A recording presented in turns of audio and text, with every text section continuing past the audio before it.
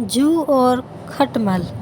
यह कहानी कई वर्ष पुरानी है। उस समय दक्षिण भारत में एक राजा राज किया करते थे। राजा के बिस्तर में एक जू रहा करती थी, लेकिन इस बारे में राजा को कोई जानकारी नहीं थी।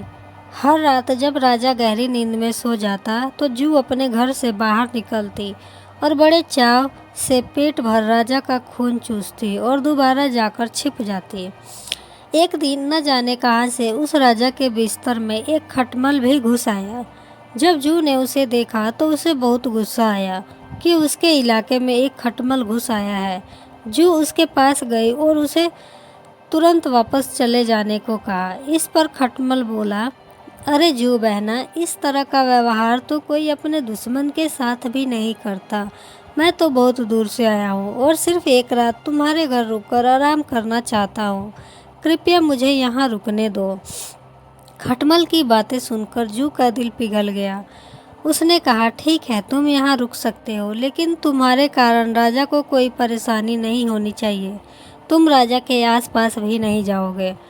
जू बहन, मैं बहुत दूर से आया हूँ और बहुत भूखा हूँ। वैसे भी हर रोज कहाँ राजा का मीठा खून पीने को मिलता है।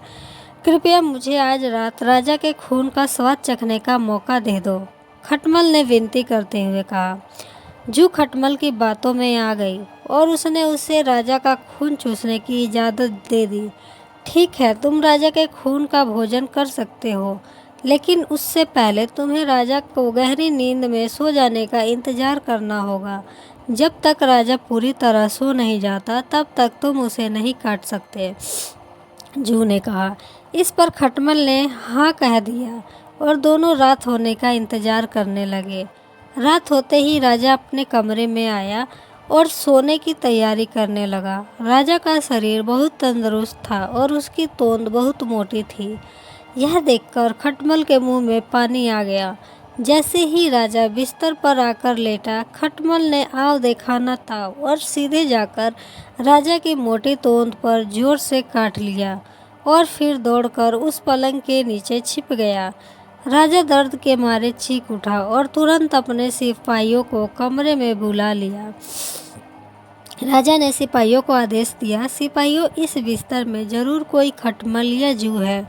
उसे तुरंत ढूंढो और मार डालो। राजा के सिपाहियों ने बिस्तर पर ढूंढना शुरू किया तो उन्हें बिस्तर में छिपी जू मिल गई। उन्होंने तुरंत उस जू को मार डाला और खटमल बच निकला।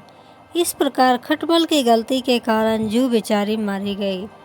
कहानी से सीख। दोस्तों, इस कहानी से हमें यह सीख मिलती है कि हमें आंखें बंद करके किसी अजनबी पर भरोसा नहीं करना चाहिए।